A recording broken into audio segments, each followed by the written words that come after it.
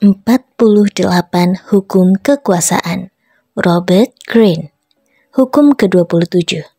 Permainkan kebutuhan orang lain untuk mempercayai sesuatu untuk menciptakan pengikut setia. Pembalikan terhadap hukum ini. Ilmu tukang obat palsu atau cara menciptakan sekte dalam 5 langkah yang mudah. Dalam pencarian metode-metode yang akan memberikan Anda kekuasaan terbesar dengan usaha paling minim, sebagaimana yang memang perlu Anda lakukan, Anda pasti mendapati bahwa penciptaan pengikut yang setia seperti pengikut sekte adalah salah satu metode yang paling efektif. Memiliki pengikut yang berjumlah besar membuka berbagai jenis kemungkinan penipuan.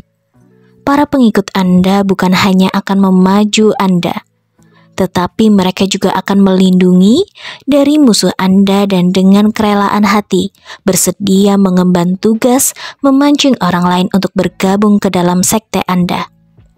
Jenis kekuasaan seperti ini akan mengangkat Anda ke dunia lain. Anda tidak perlu lagi terpaksa berjuang atau menggunakan dalih untuk memaksakan kehendak Anda. Anda dipuja dan tidak mungkin berbuat salah. Mungkin Anda beranggapan bahwa menciptakan pengikut seperti itu merupakan tugas raksasa. Tetapi sesungguhnya intinya cukup sederhana. Sebagai manusia, kita memiliki kebutuhan yang amat besar untuk mempercayai sesuatu apapun. Hal ini menjadikan kita luar biasa mudah ditipu. Kita tak tahan menghadapi periode panjang keraguan atau kekosongan yang berasal dari kekurangan sesuatu untuk dipercaya. Jika diiming-imingi suatu tujuan baru, suatu obat mujarab baru, suatu cara untuk bisa cepat kaya, atau tren teknologi termutakhir atau gerakan seni baru, maka kita pasti segera mencaplok umpan itu. Perhatikanlah sejarah tren dan sekte-sekte baru yang telah berhasil menciptakan pengikut yang berjumlah massal bisa memenuhi satu perpustakaan. Beberapa abad, beberapa dekade, beberapa tahun, beberapa bulan kemudian, biasanya mereka tampak konyol, tetapi pada saat itu mereka tampak amat menarik, amat sukar dipahami, dan amat suci. Karena manusia selalu tergesa-gesa mempercayai sesuatu, maka mereka akan menciptakan santo dan iman dari apapun. Jangan biarkan sifat mudah ditipu ini tersia-siakan begitu saja. Jadikan diri Anda objek pemujaan mereka. Usahakan agar orang lain menciptakan sekte dan menjadikan Anda pemimpin mereka. Para tukang obat palsu yang hebat di Eropa pada abad 16 dan 17 telah menguasai seni penciptaan sekte. Mereka hidup seperti kita sekarang pada zaman transformasi. Agama yang terorganisir sudah mulai berkurang pengaruhnya, sedangkan ilmu pengetahuan mulai meningkat pengaruhnya. Manusia sangat ingin memajukan satu tujuan atau iman yang baru. Para tukang obat palsu mulai dengan menjajakan obat kesehatan yang mujarab dan jalan pintas dengan ilmu alkimia untuk menjadi kaya. Dengan bergerak cepat dari satu kota ke kota lain, pada dasarnya mereka berpusat kepada kelompok-kelompok kecil dulu, hingga secara kebetulan mereka menemukan kebenaran tentang sifat alami manusia. Semakin besar kelompok yang mengelilingi mereka, maka semakin mudah bagi mereka untuk menipu. Si tukang obat palsu menempatkan diri di atas panggung kayu yang tinggi, dan gerombolan orang berkerumunan di sekelilingnya. Di tengah suatu kelompok besar, manusia pasti lebih emosional dan lebih tidak mampu menggunakan akal sehat mereka.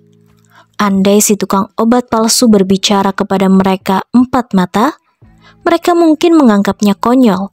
Tetapi saat mereka terlena di tengah gerombolan orang, mereka terjebak dalam suasana kelompok itu yang memberi perhatian dengan seksama. Karena itu, mustahil bagi mereka untuk menjaga jarak agar bisa bersikap skeptis.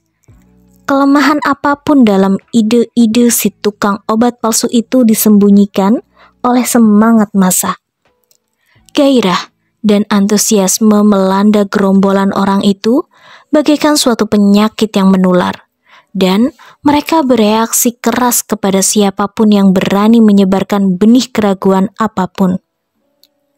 Baik mempelajari dinamika selama berdekade dengan eksperimen yang dilakukan secara sengaja, maupun beradaptasi dengan spontan terhadap situasi ini saat kejadian-kejadian tersebut terjadi. Para tukang obat palsu itu menyempurnakan ilmu yang menarik perhatian gerombolan massa dan mempertahankan perhatian mereka, dan membentuk mereka menjadi para pengikut yang setia, dan para pengikut setia itu dibentuk menjadi satu sekte. Tipu muslihat tukang obat palsu mungkin tampak kuno bagi zaman sekarang, tetapi masih ada ribuan tukang obat palsu di antara kita yang menggunakan metode yang sama, yang sudah teruji, yang telah diperhalus oleh mereka pendahulu mereka berabad-abad yang lalu. Mereka hanya mengubah nama ramuan obat mereka dan memodernasikan penampilan sekte mereka. Kita bisa menemukan para tukang obat palsu masa kini dalam semua bidang kehidupan, bidang bisnis, mode politik, maupun seni.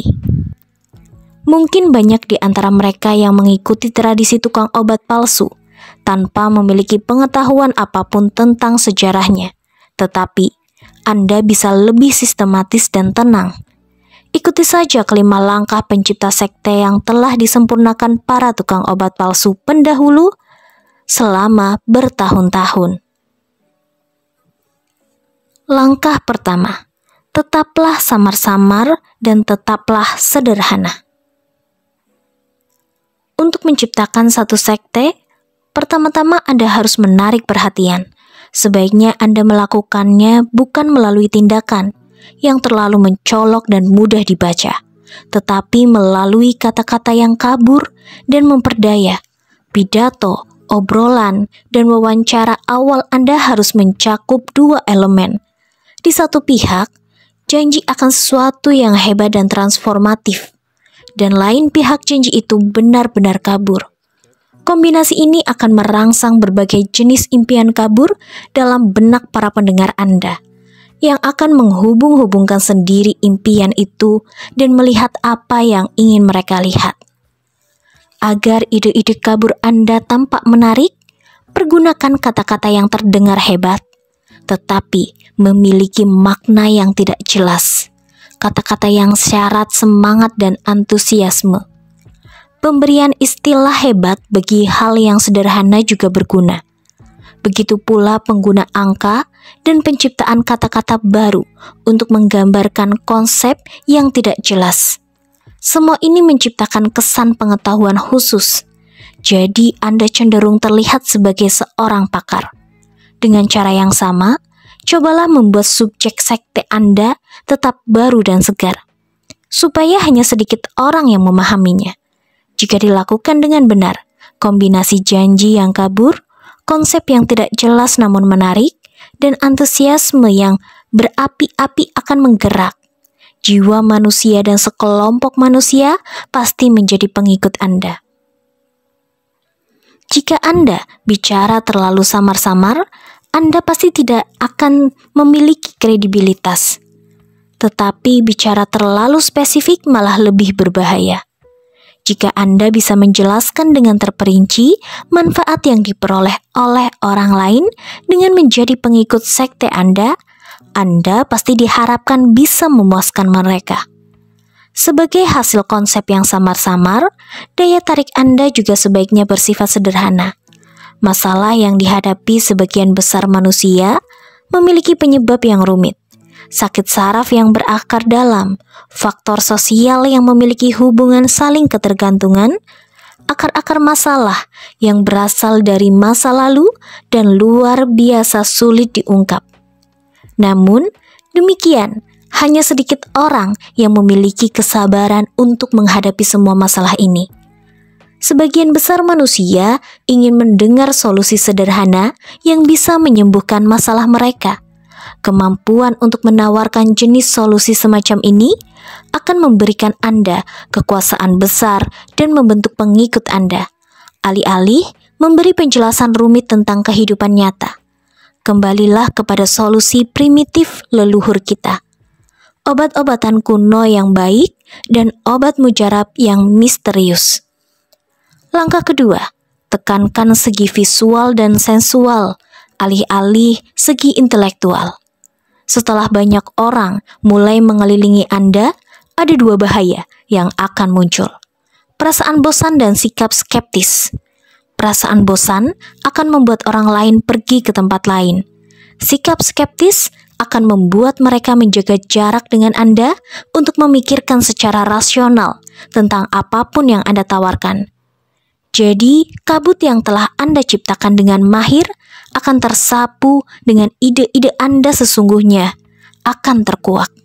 Karena itu, Anda perlu menghibur orang-orang yang bosan dan mengenyahkan kaum sinis.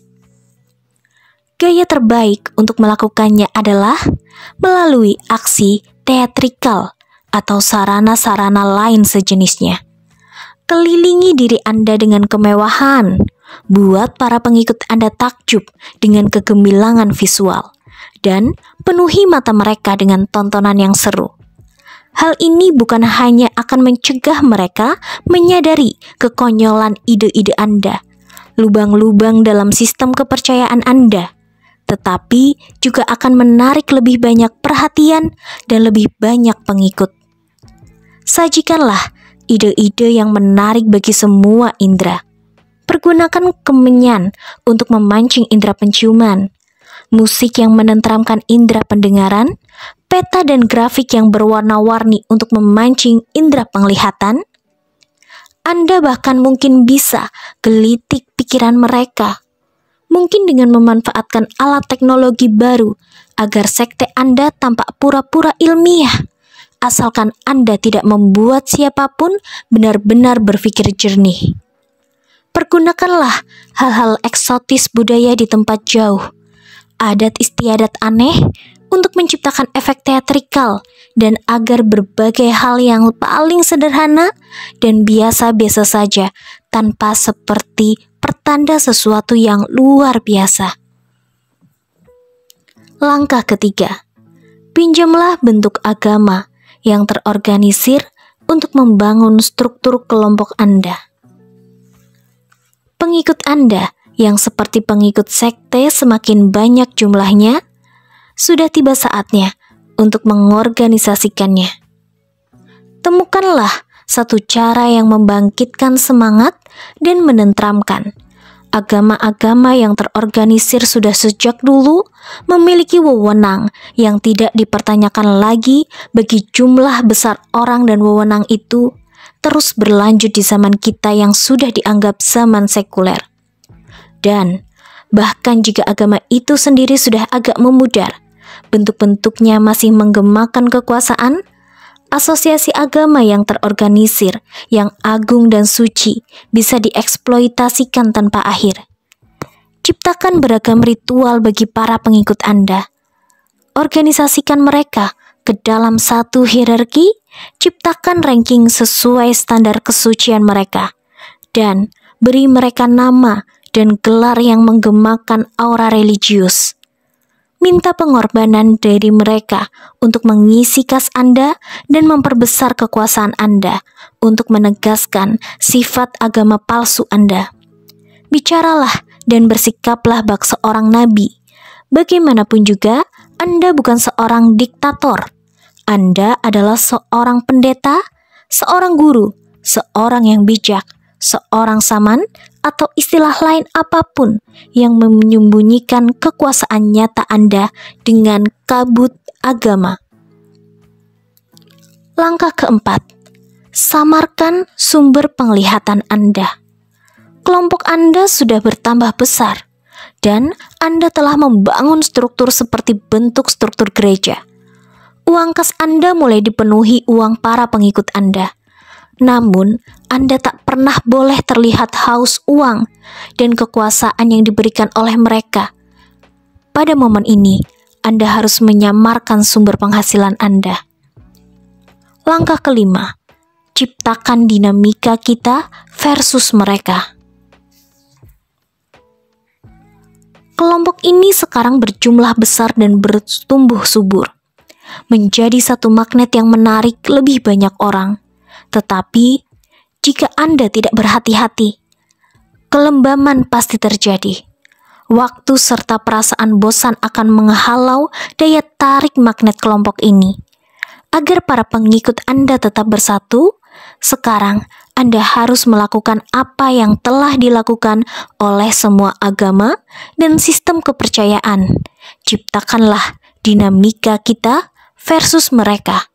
Jika Anda tidak punya musuh, ciptakanlah musuh.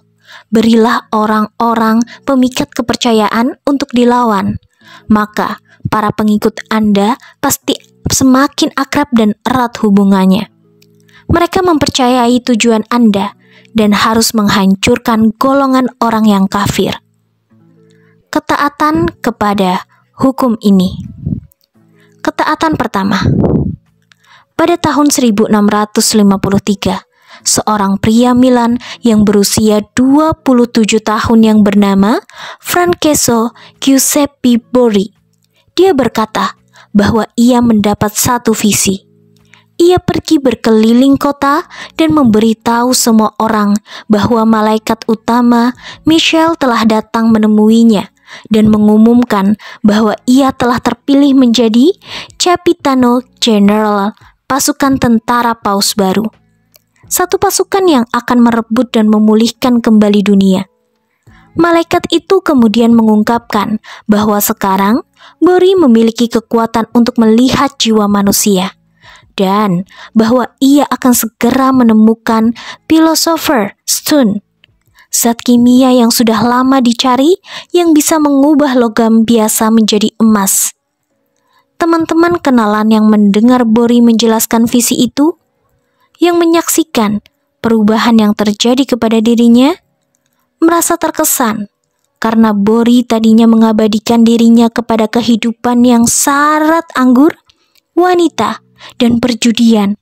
Sekarang ia berhenti melakukan semua tindakan itu dan terjun ke dalam studi alkimia dan hanya membicarakan tentang ilmu mistik dan okultisme. Transformasi itu terjadi amat mendadak dan gaib. Kata-kata Borri amat syarat antusiasme, sehingga ia mulai memiliki pengikut. Sayangnya, Inkuisisi Italia mulai menyadarinya juga. Mereka membunuh siapapun yang terjun ke dalam bidang okultisme. Jadi, Borri meninggalkan Italia dan mulai mengelilingi Eropa, mulai dari Austria hingga Belanda, dan memberitahu semua orang bahwa kepada orang-orang yang mengikutiku akan dianugerahkan sukacita. Dimanapun Borri menginap, ia menarik banyak pengikut. Metodenya sederhana. Ia membicarakan tentang visinya yang semakin rumit dan menawarkan jasa. Melihat jiwa siapapun yang mempercayai kekuatannya, sepertinya dalam keadaan kesurupan, ia menatap pengikut barunya ini selama beberapa menit.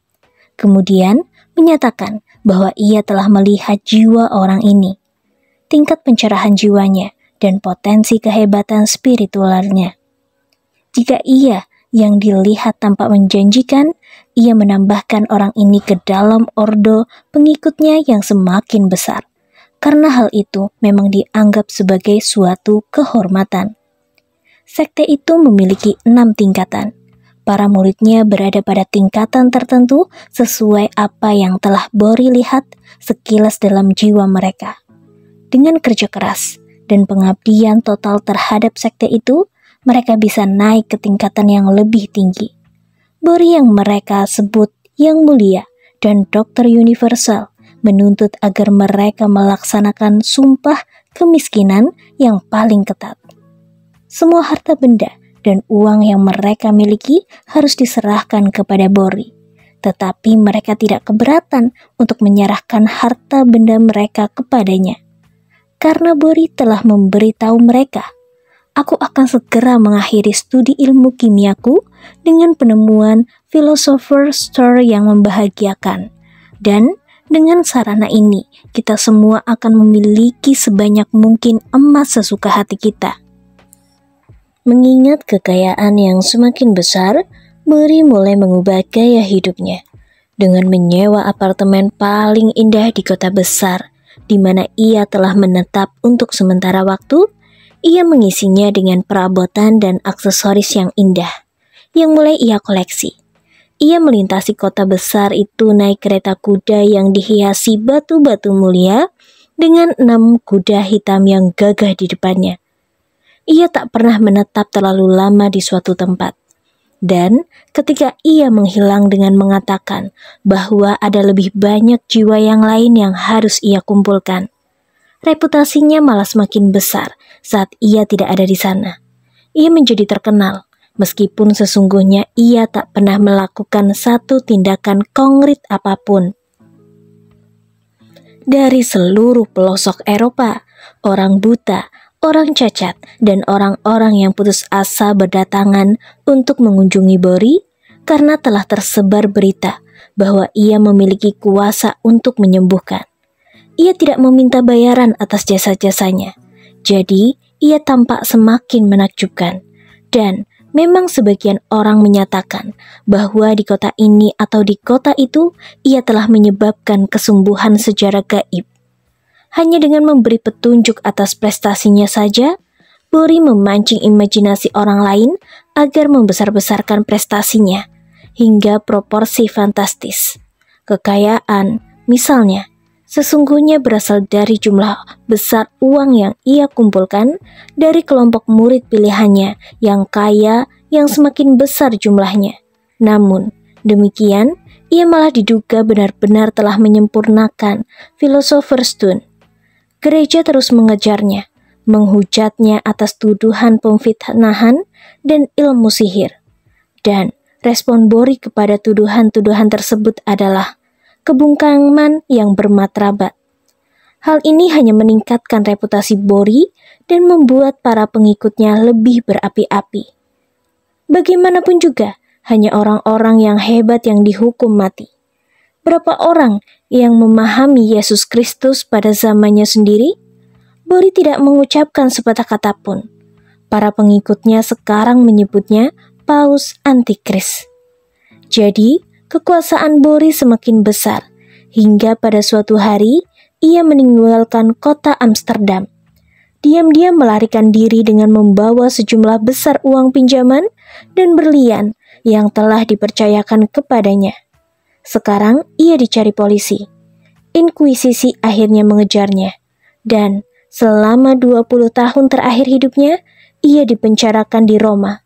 Tetapi kepercayaan para pengikutnya terhadap kekuasaan okultismenya amatlah besar, sehingga hari kematiannya ia dikunjungi oleh para pengikutnya yang kaya raya, termasuk Ratu Kristina dari Swedia. Dengan memberinya uang dan materi, para pengunjung ini mengizinkannya melanjutkan pencarian Philosopher's Stone yang disulit dicari. Ketaatan kedua. Pada pertengahan tahun 1700-an, tersebar berita di kalangan atas Eropa bahwa ada seorang dokter desa Swiss bernama Michel Skupacz yang mempraktikkan satu jenis ilmu pengobatan yang berbeda. Ia menggunakan kekuatan penyembuh alam untuk melakukan penyembuhan secara gaib. Tidak lama kemudian, orang-orang yang kaya raya dari seluruh pelosok Eropa dengan penyakit serius maupun sedang-sedang saja berangkat ke desa Langnau di pegunungan Alpen, tempat Skupacz tinggal dan bekerja. Setelah mendaki pegunungan, para pengunjung ini menyaksikan pemandangan alam yang paling dramatis yang dimiliki oleh Eropa. Pada saat mereka mencapai Langnau, mereka sudah merasa diubah dan sudah mulai sembuh.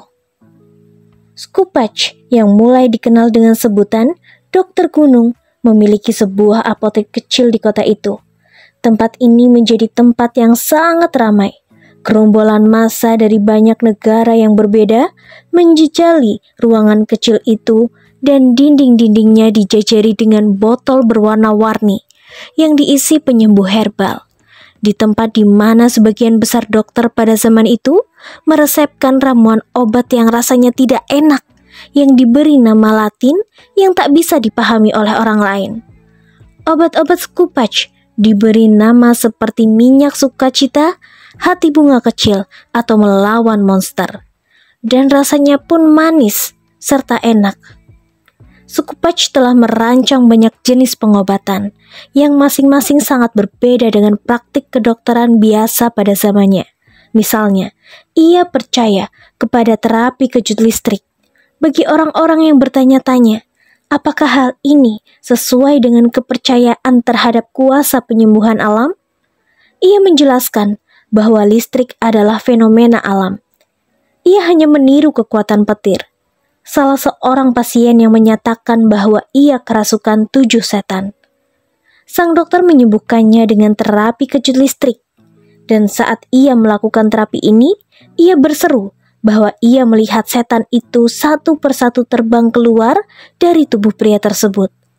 Seorang pria lain menyatakan bahwa ia telah menelan sebuah kereta jerami dan pengemudinya, yang menyebabkan ia menderita rasa sakit yang dahsyat di dadanya. Si dokter gunung mendengarkan dengan sabar, menyatakan bahwa ia bisa mendengar suara pecut di dalam perut pria tersebut. Berjanji menyembuhkannya dan memberinya obat penenang dan obat pencahar. Pria itu tertidur di sebuah kursi di luar apotek. Segera setelah ia terjaga, ia muntah. Dan saat ia muntah, sebuah kereta jerami melesat cepat melewatinya. Dan suara pecutnya membuatnya merasa bahwa entah bagaimana, ia memang telah mengeluarkan kereta jerami itu sebagai hasil perawatan sang dokter. Ketaatan ketiga.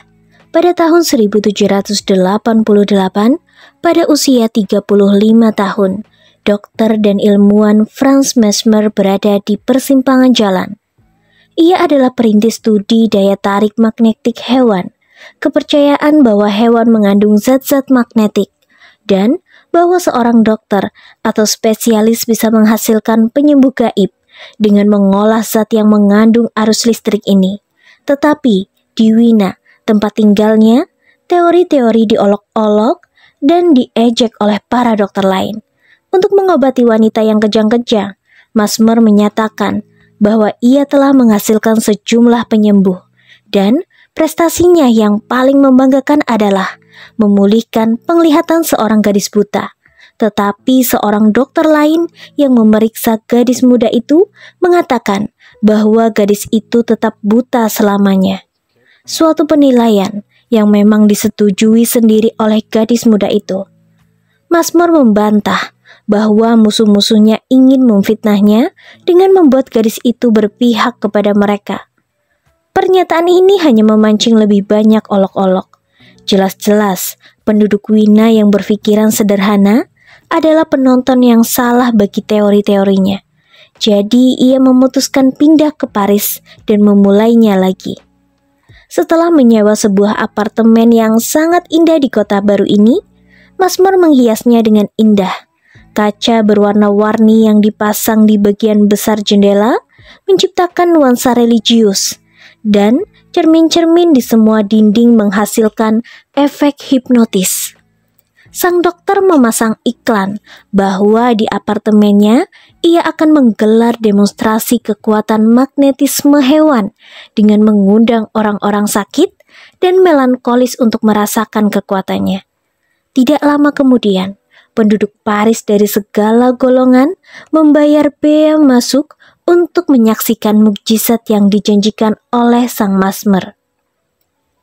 Setelah itu, Mesmer meninggalkan ruangan dan para asisten pemicu arus magnet semuanya adalah para pemuda yang tampan dan gagah.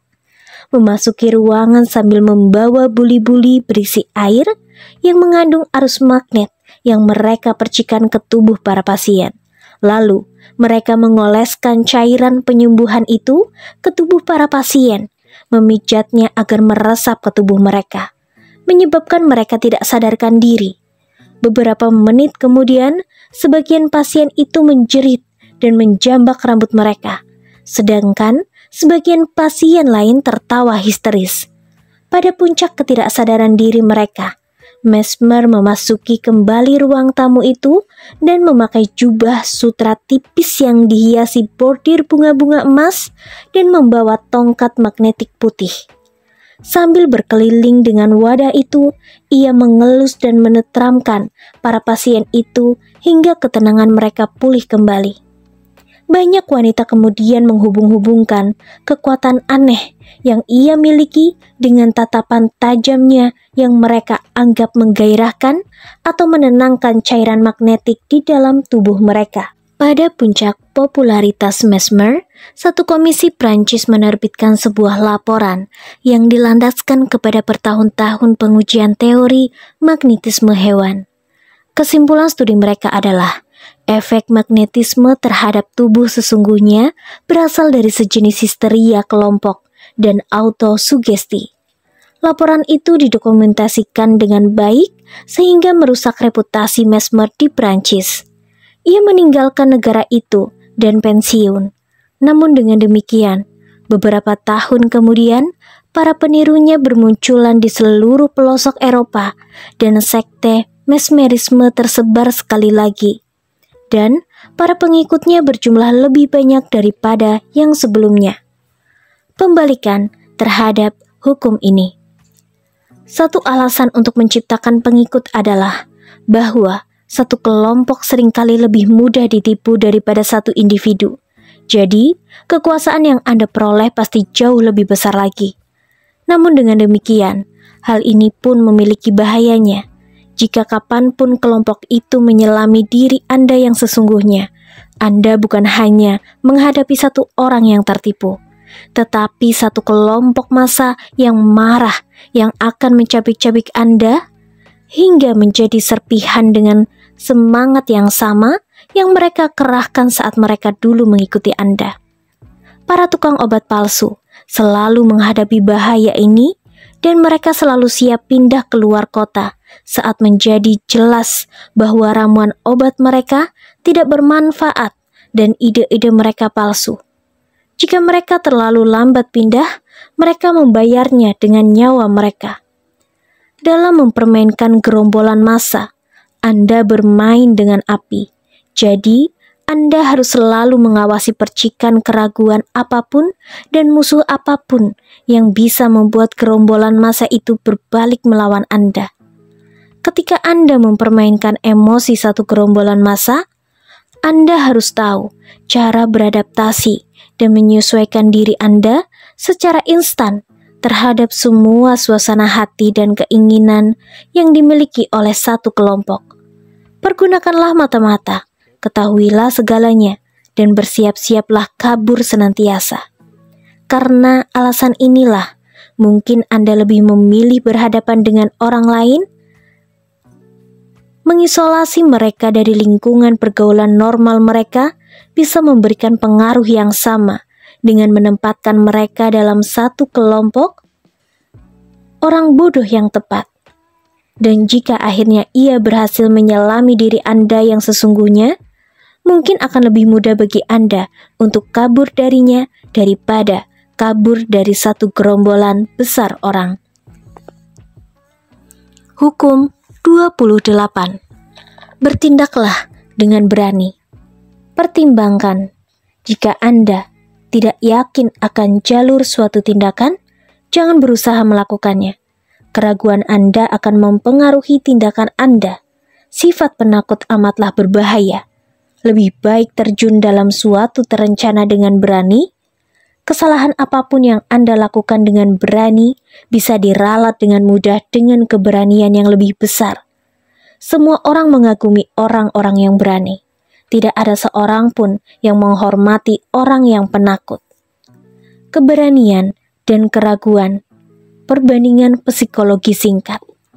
Keberanian dan keraguan memancing respon psikologis yang amat berbeda dalam diri sasaran mereka. Keraguan menempatkan penghalang di jalur Anda, sedangkan keberanian menghapuskan penghalang dari jalur Anda. Setelah Anda memahami teori ini, pasti Anda beranggapan bahwa penting bagi Anda untuk menaklukkan sifat alami Anda yang pemalu dan mempraktikkan seni kenekatan. Berikut adalah efek-efek psikologis yang paling menonjol dari keberanian dan keraguan. Semakin nekat dusta itu, maka akan semakin baik. Kita semua memiliki kelemahan, dan usaha kita tidak pernah sempurna. Tetapi, bertindak dengan berani memiliki efek gaib, yaitu menyembunyikan kekurangan kita. Para penipu tahu bahwa semakin nekat dusta mereka, maka dusta itu semakin meyakinkan. Kenekatan cerita itu saja membuat cerita itu semakin bisa dipercaya dan mengalihkan perhatian dari ketidakkonsistenan. Ketika Anda merancang satu tipuan atau memasuki jenis negosiasi apapun, bertindaklah lebih jauh daripada rencana Anda. Mintalah bulan dan Anda akan terkejut saat menyadari seberapa sering Anda menerimanya. Singa mengitari mangsanya yang ragu. Manusia memiliki indera keenam untuk merasakan kelemahan orang lain. Jika pada pertemuan pertama Anda menunjukkan kesedihan berkompromi, menyerah, dan mundur, Anda membangkitkan jiwa singa, bahkan dalam diri orang-orang yang belum tentu haus darah. Segalanya tergantung dari persepsi. Dan setelah Anda dianggap sebagai jenis orang yang segera bersikap defensif, yang bersedia bernegosiasi dan menerima apapun, Anda pasti didesak-desak tanpa belas kasihan. Keberanian menghalau rasa takut akan menciptakan wibawa.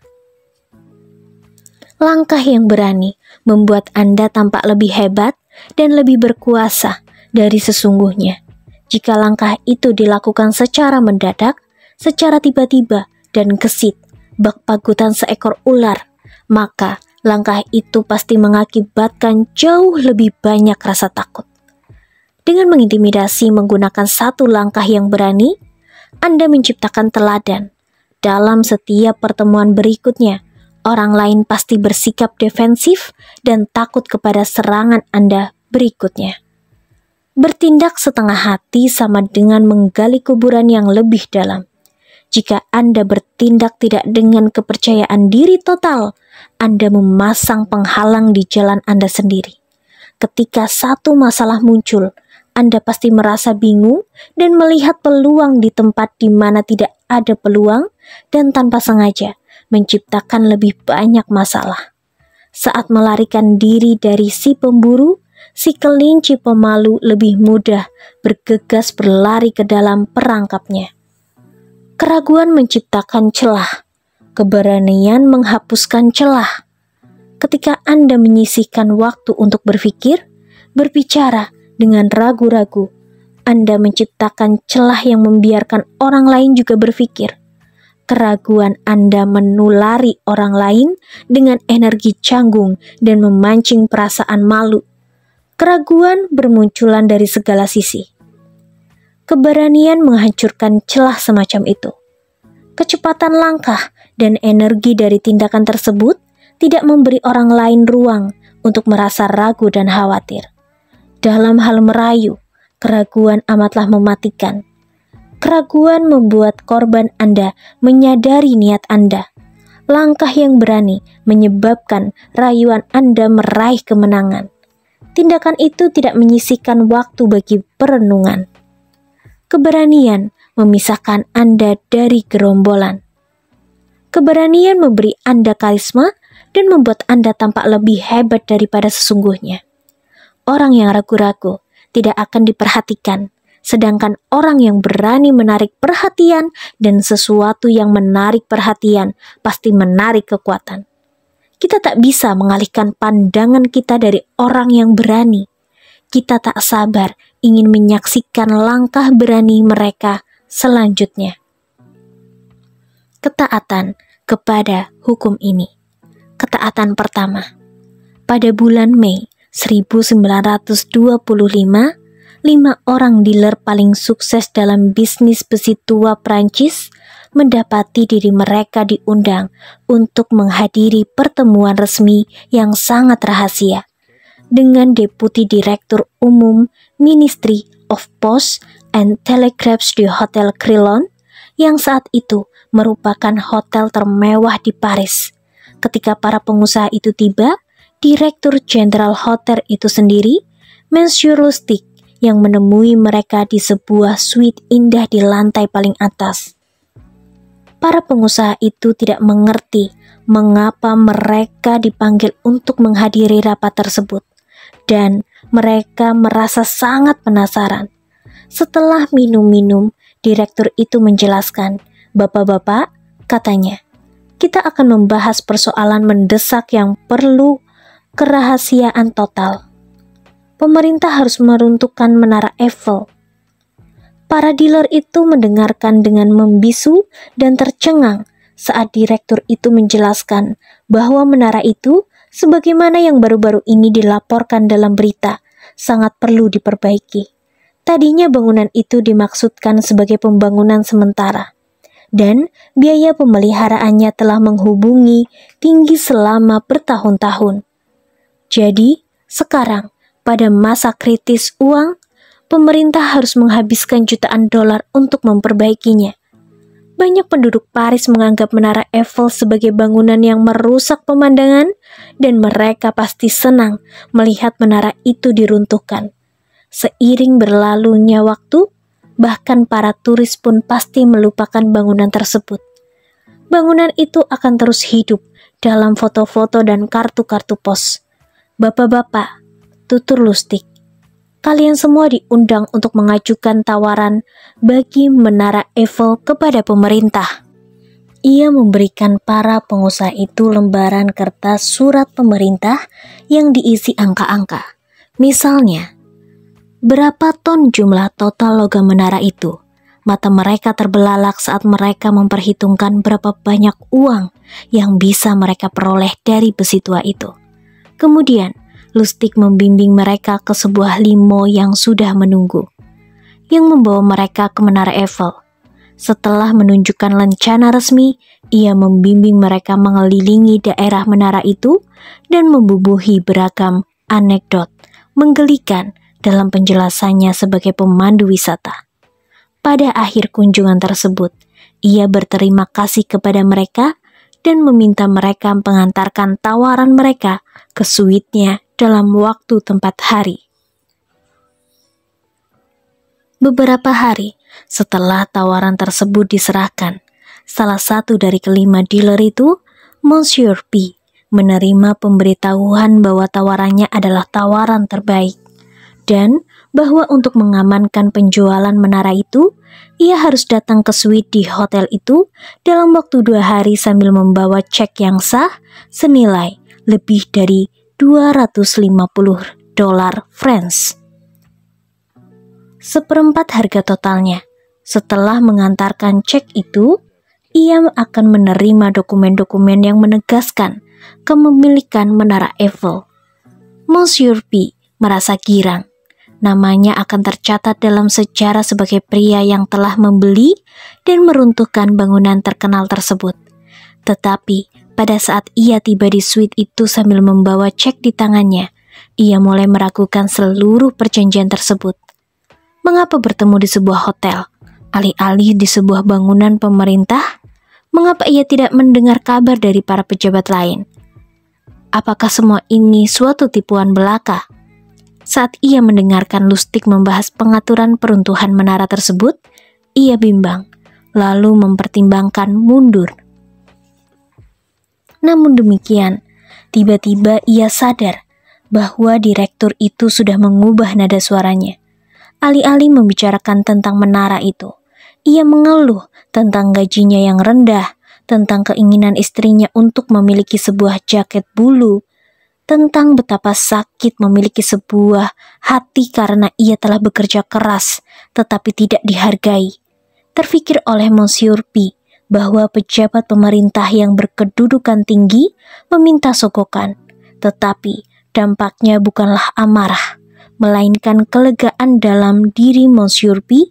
Sekarang ia merasa yakin bahwa Lustig adalah pejabat sungguhan, karena dalam semua pertemuannya terdahulu dengan petugas birokrasi Prancis, mereka pasti meminta sedikit uang pelicin.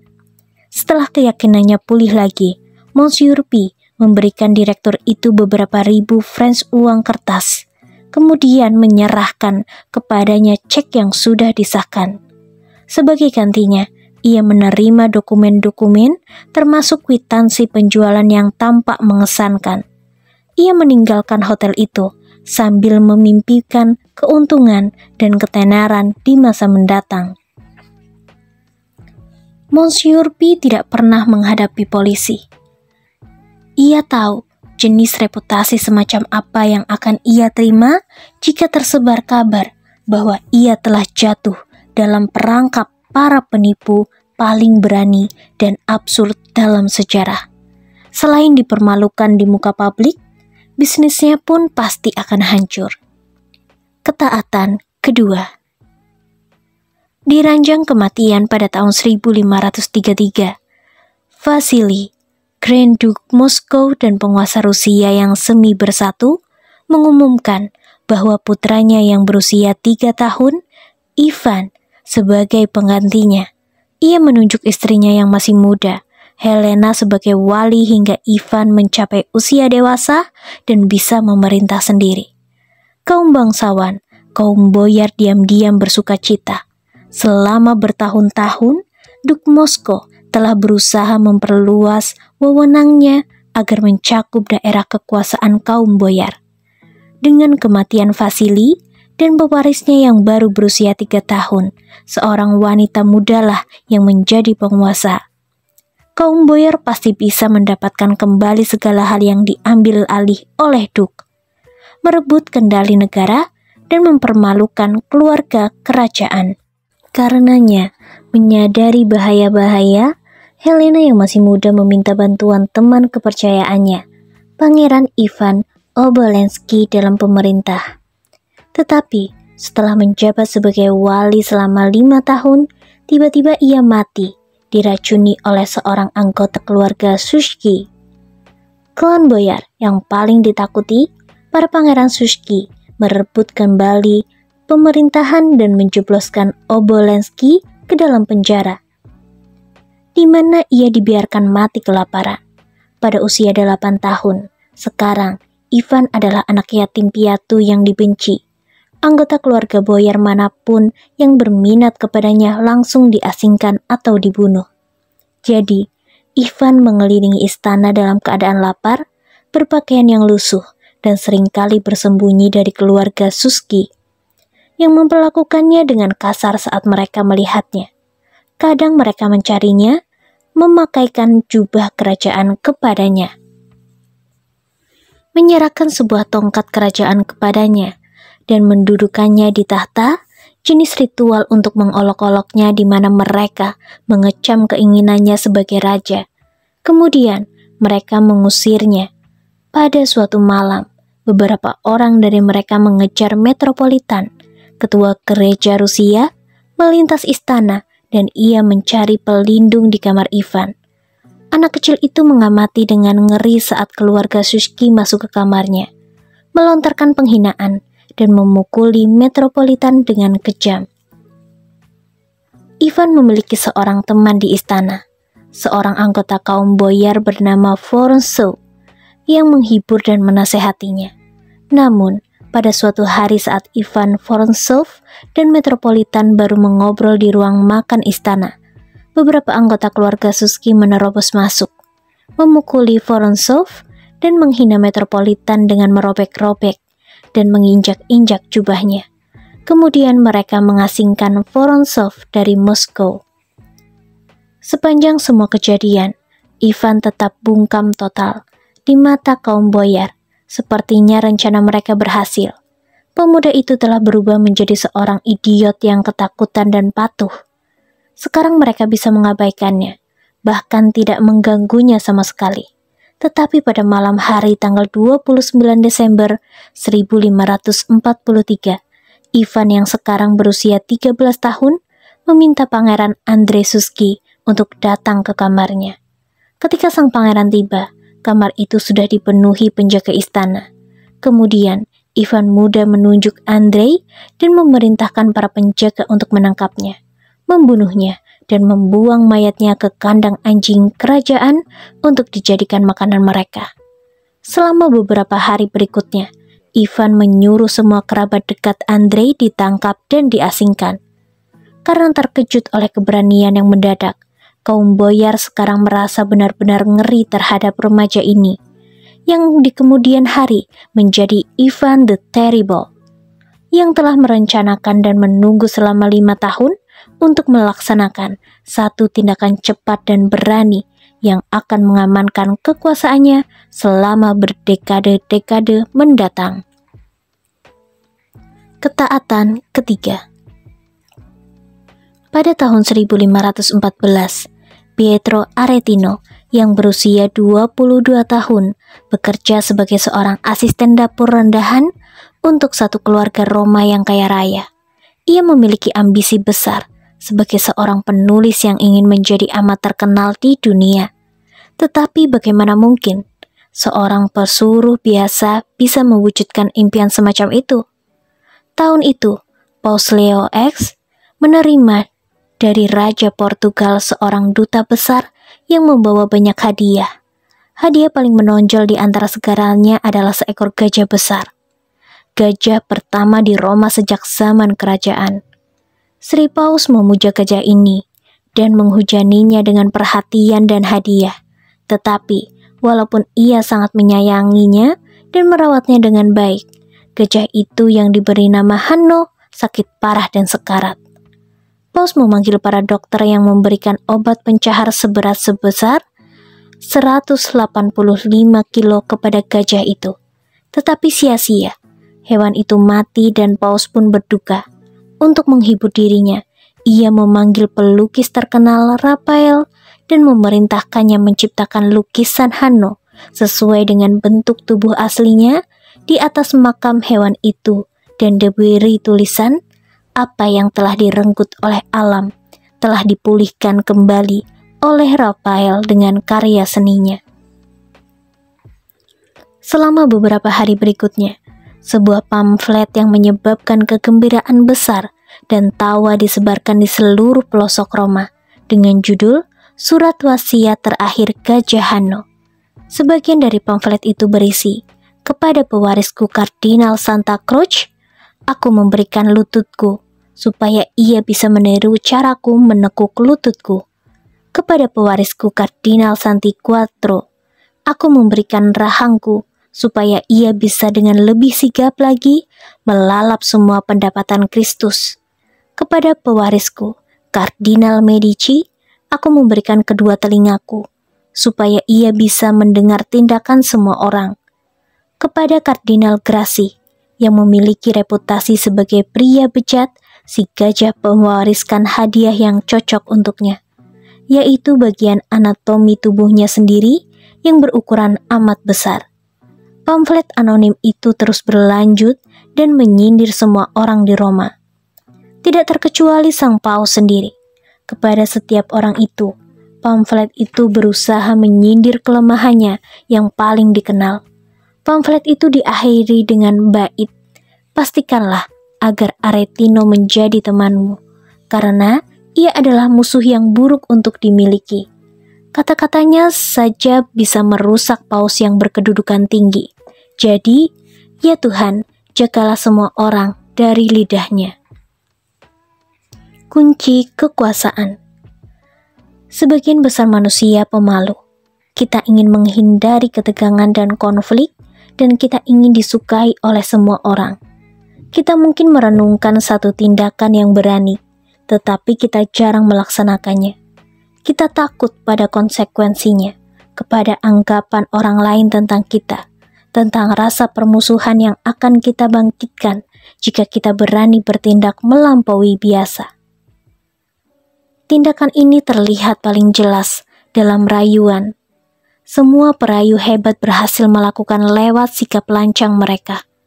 Keberanian Casanova tidak diungkapkan dari pendekatannya yang berani kepada wanita yang ia inginkan, atau dalam kata-kata berani yang ia ucapkan untuk menyanjungnya, tetapi terdiri dari kemampuannya untuk menyerahkan dirinya kepada wanita itu secara total dan membuat wanita itu percaya bahwa ia bersedia melakukan apapun untuknya, bahkan mempertaruhkan nyawanya, dan memang kadang ia melakukannya.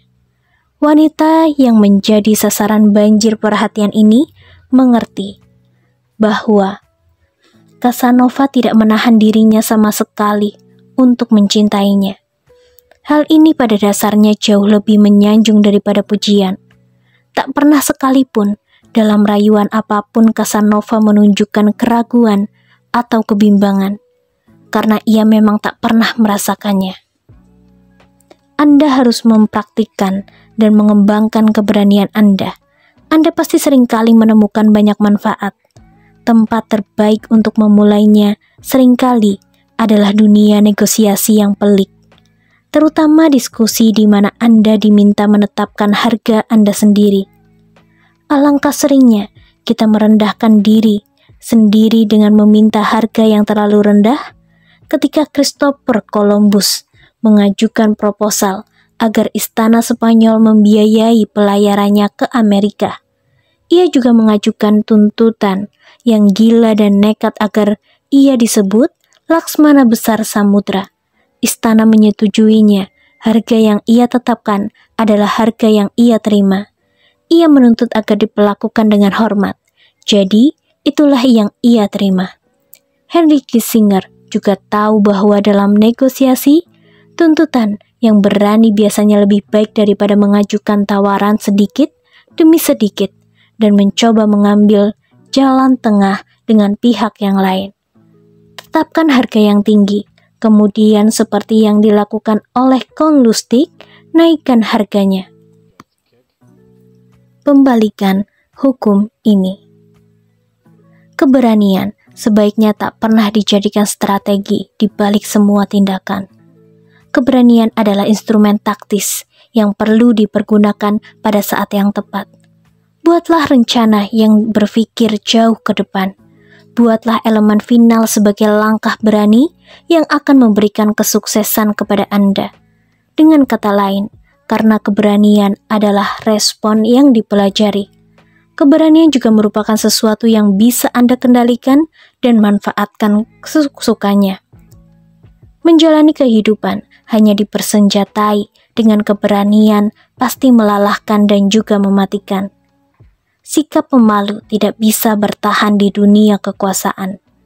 Namun dengan demikian, Anda pasti sering mendapat keuntungan dengan bisa berpura-pura bersikap malu. Tentu saja, pada saat itu sikap pemalu yang Anda tunjukkan bukan lagi sikap pemalu sungguhan, melainkan suatu senjata untuk menyerang. Anda memikat orang lain dengan menunjukkan sikap pemalu Anda, sehingga nanti semakin mudah bagi Anda untuk menerkam mereka dengan berani di kemudian hari.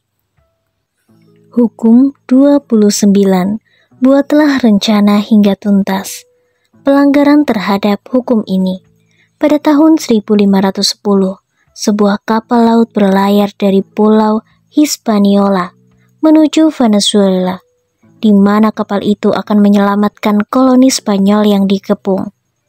Beberapa mil di luar pelabuhan, seorang penumpang gelap memanjat keluar dari peti persediaan makanan.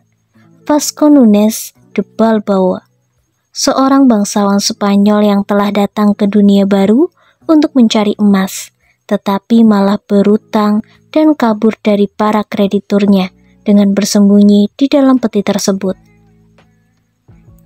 Balboa telah terobsesi kepada emas sejak Columbus kembali ke Spanyol dari pelayaran di laut sambil membawa banyak dongeng tentang kerajaan menakjubkan yang belum ditemukan yang disebut El Dorado. Balboa adalah salah satu petualangan pertama yang datang untuk mencari daratan emas Columbus. Ia telah memutuskan sejak awal bahwa ia akan menjadi orang yang menemukannya dengan keberanian dan tekadnya belaka. Sekarang, setelah ia bebas dari para krediturnya, tidak ada apapun yang bisa menghentikannya. Sayangnya, ia pemilik kapal ini, seorang ahli hukum kaya raya bernama Francisco Fernández de Enciso, merasa berang saat diberitahukan tentang si penumpang gelap. Jadi, ia memerintahkan agar Balboa ditinggalkan di pulau pertama yang mereka temukan. Namun demikian, sebelum mereka menemukan pulau apapun, Enkiso menerima kabar bahwa koloni yang akan ia selamatkan telah ditinggalkan. Inilah peluang Balboa. Ia memberitahukan para pelaut itu tentang pelayarannya terdahulu ke Panama dan tentang gosip emas yang pernah ia dengar di daerah tersebut. Para pelaut yang bersemangat itu meyakinkan Enkiso agar ia menyelamatkan nyawa Balboa dan mendirikan sebuah koloni di Panama. Berminggu-minggu kemudian, mereka menamai pemukiman baru mereka dengan sebutan Darin. Gubernur pertama Darin adalah Enkiso, tetapi Balboa bukanlah seorang pria yang rela membiarkan orang lain mencuri inisiatif. Ia berkampanye melawan Enkiso di hadapan para pelaut, yang akhirnya menjelaskan bahwa mereka lebih memilih Balboa sebagai gubernur Darin. Enkiso kabur ke Spanyol karena takut dibunuh. Berbulan-bulan kemudian, ketika seorang wakil kerajaan Spanyol tiba untuk menduduki jabatan gubernur baru resmi Darin, ia ditolak. Dalam pelayaran kembali ke Spanyol, pria ini tenggelam. Kejadian itu merupakan kecelakaan, tetapi menurut hukum Spanyol, Balboa telah membunuh si gubernur dan merebut posisinya. Keberanian Balboa telah berhasil menghindarkannya dari masalah sebelumnya, tetapi sekarang harapannya untuk menjadi kaya dan berjaya sepertinya musnah sudah. Untuk menyatakan kepemilikan atas El Dorado, andai ia berhasil menemukannya, ia membutuhkan persetujuan Raja Spanyol. Sebagai seorang penjahat, ia takkan pernah mendapat persetujuan sang raja. Hanya ada satu solusi. Bangsa Indian di Panama telah memberitahu Balboa tentang satu samudra luas di seberang tanah genting Amerika Tengah dan mengatakan bahwa dengan pergi ke arah selatan dengan menyusuri pantai barat ini, ia pasti mencapai daratan emas yang menakjubkan yang disebut dengan kata yang di telinganya terdengar seperti kata biru. Balboa memutuskan bahwa ia akan menyeberangi hutan Panama yang berbahaya dan menjadi orang Eropa pertama yang merendam kedua kakinya di samudra baru ini. Dari sana, ia akan berjalan kaki ke El Dorado. Jika ia melakukan tindakan ini atas nama Spanyol, raja akan berterima kasih kepadanya. Jadi, ia pasti diampuni. Tetapi, ia harus bertindak sebelum pihak berwenang Spanyol datang untuk menangkapnya. Bangsa Indian dari daerah itu menyambut Balboa dengan emas, perhiasan, dan mutiara berharga yang jenisnya tak pernah Balboa lihat sebelumnya. Ketika ia bertanya dari mana asalnya semua barang berharga itu, bangsa Indian itu menunjuk ke arah selatan, ke daratan suku Inca. Tetapi Balboa hanya memiliki sisa beberapa orang tentara saja. Ia memutuskan bahwa sekarang sebaiknya ia kembali ke Darien, mengirimkan perhiasan dan emas itu ke Spanyol sebagai pertanda itikat baiknya, dan meminta pasukan tentara yang berjumlah besar untuk membantunya menaklukkan El Dorado. Balboa juga merasa gelisah. Emas adalah impiannya dan El Dorado adalah satu-satu tujuannya. Untuk mengejar tujuan ini, ia hampir mati berkali-kali. Jadi berbagai kekayaan dan kejayaan dengan seorang pendatang baru tak bisa ia tolerir. Ia juga segera mengetahui bahwa Pedrarias adalah seorang pria yang cemburu dan sinis, dan juga sama-sama tidak senang dengan situasi tersebut. Sekali lagi, satu-satunya solusi bagi Balboa adalah mengambil inisiatif dengan mengajukan proposal menyeberangi hutan dengan pasukan tentara yang berjumlah besar sambil membawa beragam materi dan peralatan untuk membuat kapal laut. Setelah berada di pesisir Samudra Pasifik, ia akan menciptakan satu armada untuk menaklukkan suku Inca. Bagaimanapun juga, Pedrarias mengundang Balboa kembali untuk membahas satu rencana baru. Dan di pinggir pemukiman, si penjelajah ditemui oleh Francisco Pizarro, seorang teman lama yang menemaninya pertama kali ia menyeberangi tanah genting. Tetapi kejadian ini merupakan perangkap.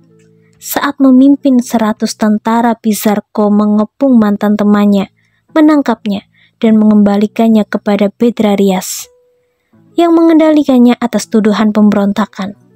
Beberapa hari kemudian, Balboa dipenggal beserta para pengikutnya yang paling bisa dipercaya. Bertahun-tahun kemudian, Pizarro sendiri berhasil mencapai Peru, dan prestasi Balboa pun terlupakan. Ketaatan kepada hukum ini. Pada tahun 1863, Perdana Menteri Prusia Otto von Bismarck memindai peta kekuasaan Eropa saat itu. Para pemain utamanya adalah Inggris, Prancis, dan Austria. Prusia sendiri adalah salah satu dari beberapa negara bagian dalam Federasi Jerman yang bersekutu dengan bebas. Austria, anggota federasi yang dominan, memastikan agar negara-negara bagian Jerman yang lain tetap lemah, terbagi-bagi, dan penurut. Bismarck yakin bahwa Prusia ditakdirkan bernasib jauh lebih hebat daripada hanya menjadi hamba Austria. Beginilah cara Bismarck memainkan permainan tersebut. Langkah pertamanya adalah memulai perang dengan Denmark yang lebih rendah kedudukannya agar bisa merebut kembali eks-daratan Prusia, yaitu Schleswig-Holstein. Ia tahu bahwa kericuhan yang timbul akibat kemerdekaan Prusia mungkin mencemaskan Prancis dan Inggris. Jadi, ia mendaftarkan Austria dalam perang dan menyatakan bahwa ia akan merebut Schleswig-Holstein demi keuntungan mereka. Dalam waktu beberapa bulan setelah perang tersebut dilangsungkan, Bismarck menuntut agar daratan yang baru ditaklukkan itu dijadikan bagian dari Prusia. Tentu saja, bangsa Austria barang, tetapi mereka bersedia berkompromi. Pertama-tama, mereka setuju memberikan Schleswig kepada Prusia, dan setahun kemudian, Austria menjual Holstein kepada Prusia. Dunia mulai menyadari bahwa Austria semakin lemah dan Prusia semakin kuat. Langkah Bismarck berikutnya adalah langkahnya yang paling berani. Pada tahun 1866, ia meyakinkan Raja William dari Prusia untuk mundur dari Federasi Jerman. Dan dengan melakukan tindakan tersebut, ia berperang dengan Austria sendiri. Istri Raja William, putranya si putra mahkota, dan peran pangeran di kerajaan Jerman yang lain menentang keras perang semacam itu. Tetapi Bismarck yang tidak gentar berhasil memaksakan konflik ini, dan tentara Prusia yang superior mengalahkan pasukan Austria dalam Seven Weeks War yang brutal dan singkat. Sang raja dan para jenderal Prusia kemudian ingin maju ke Wina dan merebut sebanyak mungkin daratan dari Austria. Tetapi Bismarck menghentikan mereka. Sekarang ia menampilkan dirinya sebagai orang yang berpihak kepada perdamaian. Akibatnya, ia bisa mengadakan perjanjian dengan Austria yang menganugerahkan otonomi total kepada Prusia dan negara-negara bagian lain di Jerman. Sekarang, Bismarck bisa menempatkan Prusia sebagai kekuatan yang dominan di Jerman dan sebagai pemimpin konfederasi Jerman Utara yang buruk bentuknya. Sekarang, semua negara Eropa takut kepada langkah berikutnya yang akan diambil oleh si monster Prusia, yang dipimpin oleh Bismarck, si penasehat besi. Sesungguhnya, setahun kemudian, Bismarck mendirikan Kekaisaran Jerman, dengan Raja Prusia sebagai kaisar yang baru dinobatkan, dan Bismarck sendiri menjadi seorang pangeran. Tetapi, kemudian sesuatu yang aneh terjadi.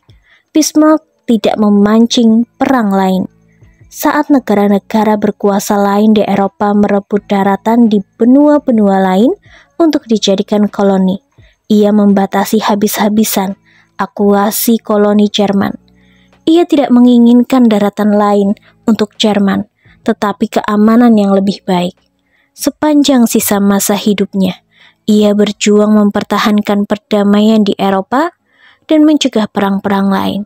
Semua orang menduga bahwa ia telah berubah dan menjadi semakin lunak seiring pertambahan usia.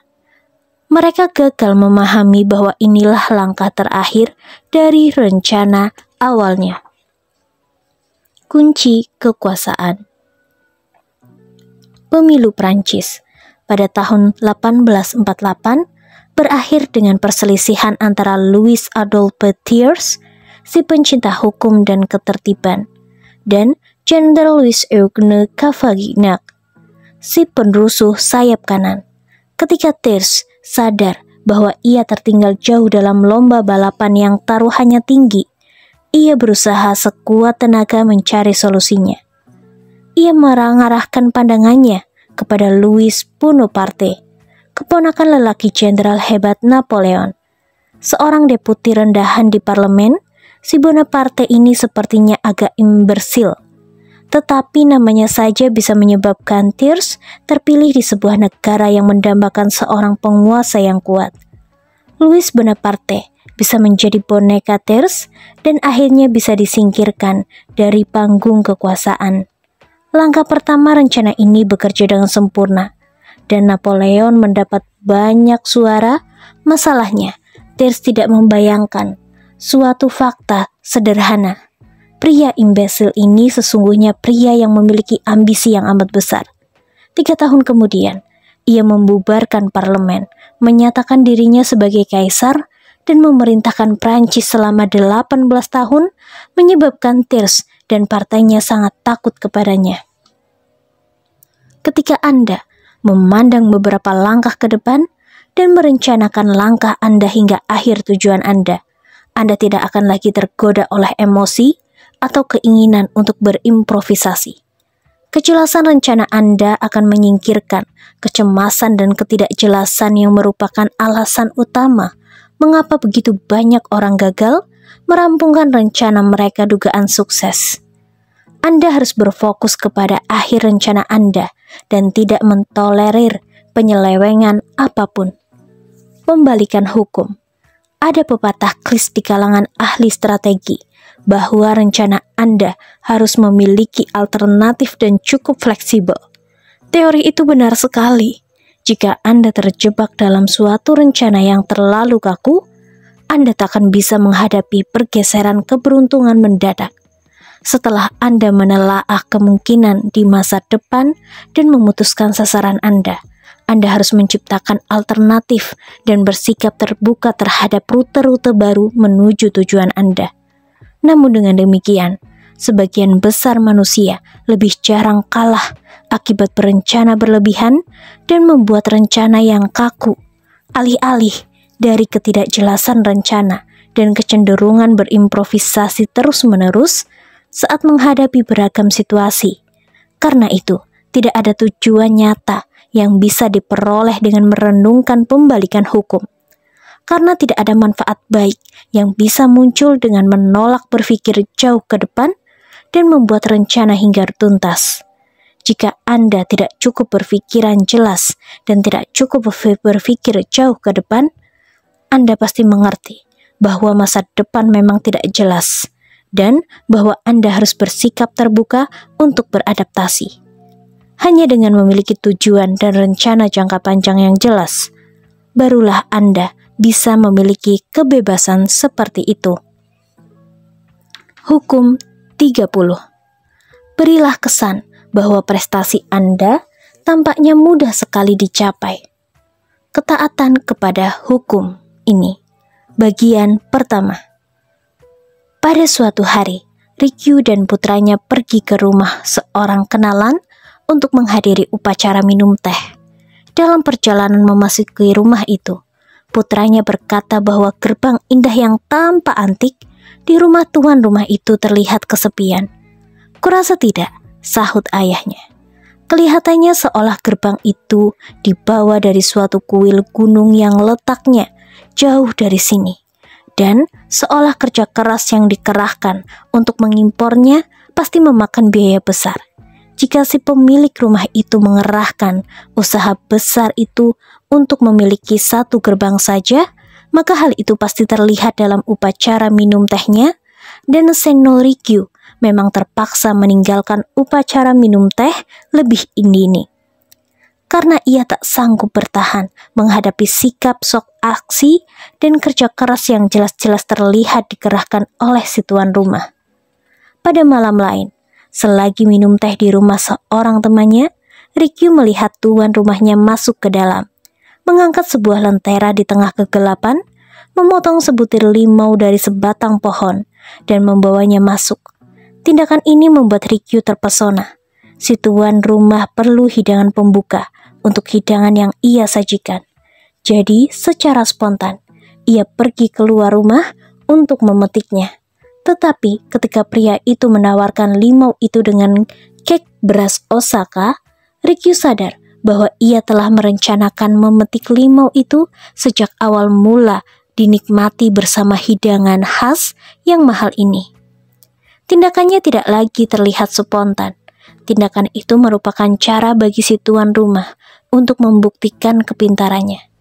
Ia telah tanpa sengaja mengungkapkan betapa keras usahanya. Setelah cukup melihat semua itu, dengan sopan Rikyu menolak kek itu, memohon diri, lalu pulang. Namun dengan demikian, Kaisar Hideyoshi pernah berencana mengunjungi Rikyu untuk menghadiri upacara minum teh. Semalam sebelum sang kaisar tiba, salju mulai turun. Setelah berpikir dengan cepat, Rikyu meletakkan bantal-bantal bulat yang berukuran pas dengan setiap batu pijakan yang berjejer dari kebun ke rumahnya. Persis sebelum fajar menyingsing, ia bangun menyadari bahwa salju sudah berhenti turun.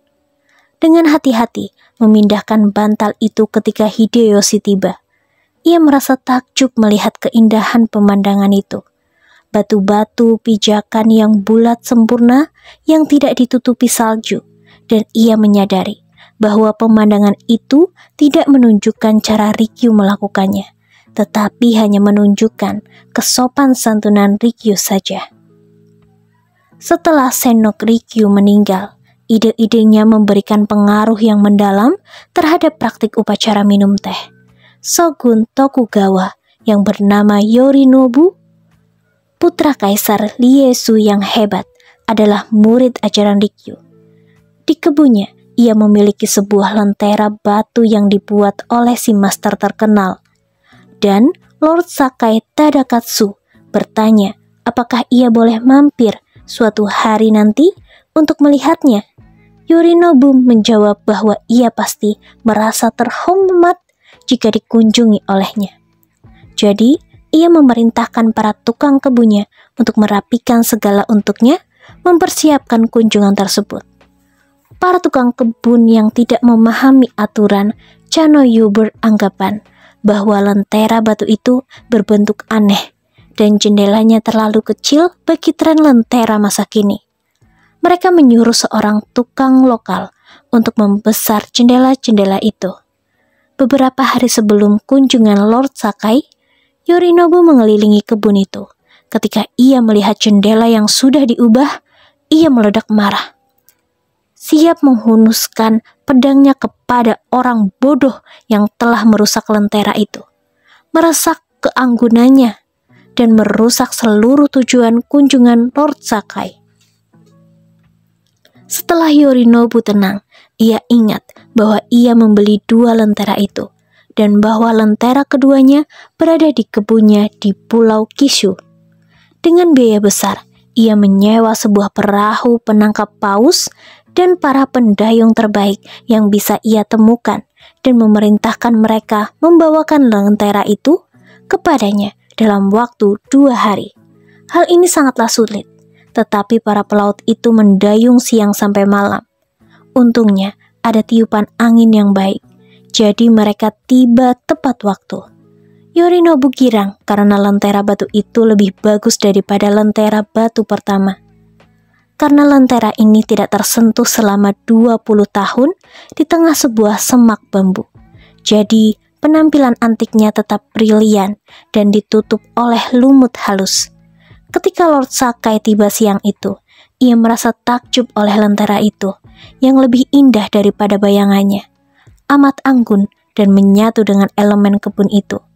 Untungnya, ia tak tahu berapa banyak waktu dan usaha yang dikerahkan oleh Yorinobu untuk menciptakan efek maha mulia ini. Ketaatan kepada hukum ini.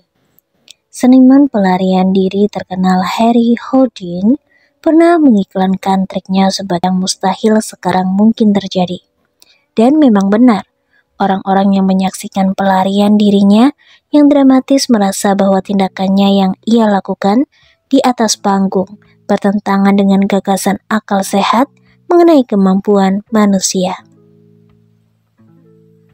Selama bertahun-tahun, Houdini membebaskan dirinya dari bangkai monster laut yang dibalsem dan dirantai.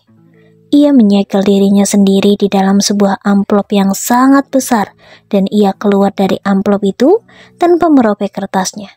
Ia berjalan menembus dinding-dinding bata. Ia membebaskan dirinya dari jaket pengaman sambil digantung tinggi di udara. Ia melompat dari jembatan ke dalam air yang dingin membeku dengan kedua tangan dibelenggu dan kedua kaki dirantai. Ia menenggelamkan diri di dalam wadah kaca yang dipenuhi air dengan kedua tangan digembok selagi penonton mengamati dengan takjub saat ia membebaskan dirinya dan berjuang selama hampir 1 jam di dalam air. Tampaknya tanpa bernafas, setiap kali bereaksi seperti ia memancing kematian tertentu, namun berhasil bertahan hidup dengan kehebatan seorang manusia super. Sementara ia tidak mengatakan apapun tentang metodenya, tidak memberi petunjuk apapun tentang cara melakukannya salah satu triknya. Ia membuat penonton dan kritikusnya berspekulasi dan kekuasaan serta reputasinya semakin besar saat mereka berusaha menjelaskan peristiwa yang tak bisa dijelaskan. Mungkin triknya yang paling membingungkan adalah dengan menghilangkan seekor gajah yang beratnya 4.540 kilo di hadapan para penonton.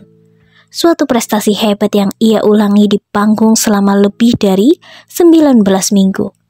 Tidak ada seorang pun yang pernah benar-benar bisa menjelaskan caranya melakukan tindakan ini karena di auditorium tempat ia melakukan trik tersebut tidak ada tempat baginya untuk menyembunyikan seekor gajah. Dengan menunjukkan sikap seolah ia merasakan suatu tipuan, Houdini menolak memborgol klep ini dengan borgol itu. Kedua pria itu bertengkar dan mulai berkelahi, bahkan saling bergulat di atas panggung. Beberapa menit kemudian, Houdini yang terlihat marah dan frustasi, menyerah dan memborgol klep ini dengan borgol itu. Selama beberapa menit kemudian, klep ini berusaha membebaskan dirinya. Ada sesuatu yang salah. Beberapa menit yang lalu ia telah membuka borgol itu di belakang layar. Sekarang kode yang sama tak berfungsi lagi. Ia berkeringat, memeras otaknya. Berjam-jam berlalu, penonton pun pulang, dan akhirnya Klepini yang kelelahan dan dipermalukan menyerah dan meminta dibebaskan dari borgol itu. Borgol yang telah dibuka Klepini di balik layar dengan kata CILEVS sekarang hanya bisa dibuka dengan kata VRAUD. Klepini tak pernah tahu bagaimana Houdini melakukan perbuatan yang luar biasa ini. Satu baris puisi mungkin akan memakan waktu berjam-jam untuk diselami. Namun, jika baris itu sepertinya bukan merupakan gagasan yang muncul dalam sekejap, usaha kita untuk menelaah dan memahaminya akan sia-sia saja. Kunci kekuasaan. Gagasan kekuasaan pertama umat manusia berasal dari pertemuan primitif dengan alam. Kilatan petir di langit, banjir mendadak, kegesitan dan keganasan seekor hewan buas. Kekuatan-kekuatan ini tidak membutuhkan pemikiran dan perencanaan, mereka selalu membuat kita takjub oleh penampilan mendadak mereka, keanggunan mereka, dan kekuatan mereka atas kehidupan dan kematian. Inilah sisa jenis kekuatan yang selalu ingin kita tiru. Melalui ilmu pengetahuan dan teknologi, kita telah menciptakan kembali kecepatan dan kemahamuliaan kekuasaan alam. Tetapi ada sesuatu yang hilang. Mesin-mesin kita berisik dan tidak bekerja dengan mulus. Mesin kita mengungkapkan usaha kita. Bahkan ciptaan teknologi terbaik sekalipun tak mampu mencabut akar kekaguman kita terhadap segalanya yang bergerak dengan mudah dan tanpa usaha. Kekuatan anak-anak untuk membuat kita menuruti keinginan mereka berasal dari sejenis pesona godaan yang kita rasakan saat menghadapi suatu makhluk yang lebih tidak reflektif dan lebih anggun daripada kita. Tak bisa kembali kepada keadaan semacam itu. Tetapi, jika kita bisa menciptakan penampilan semacam ini dengan mudah, kita memancing jenis orang lain untuk merasakan perasaan takjub primitif yang selalu dipancing oleh alam dalam diri umat manusia. Pembalikan terhadap hukum ini. Kerahasiaan yang Anda ciptakan untuk menyelubungi tindakan Anda harus terlihat jenaka. Semangat yang besar untuk menyembunyikan kerja keras, menciptakan kesan yang tidak menyenangkan dan hampir paranoid. Anda menghadapi permainan itu dengan terlalu serius. Houdini berhati-hati agar triknya yang disembunyikan sepertinya merupakan suatu permainan dan hanya menjadi bagian dari pertunjukan saja. Jangan pernah tunjukkan hasil karya Anda sebelum rampung. Tapi, jika Anda mengerahkan terlalu banyak usaha untuk menyembunyikannya, Anda akan menjadi seperti pelukis Pontormo yang menghabiskan tahun-tahun terakhir hidupnya dengan menyembunyikan lukisan dindingnya dari publik dan hanya berhasil membuat dirinya gila. Senantiasalah jaga selera humor tentang diri sendiri. Selain itu, ada kalanya mengemukakan cara kerja proyek-proyek Anda terbukti berguna. Segalanya bergantung dari selera penonton Anda dan zaman ketika Anda beroperasi. PT Barnum sadar bahwa penontonnya ingin merasa terlihat dalam pertunjukannya, dan bahwa memahami triknya membuat mereka gembira. Sebagai alasannya, mungkin karena membongkar kepalsuan orang-orang yang merahasiakan sumber kekuatan mereka dari massa secara implisit, menarik bagi jiwa penduduk Amerika yang demokratis. Publik juga menghargai kejenakaan dan kejujuran Barnum.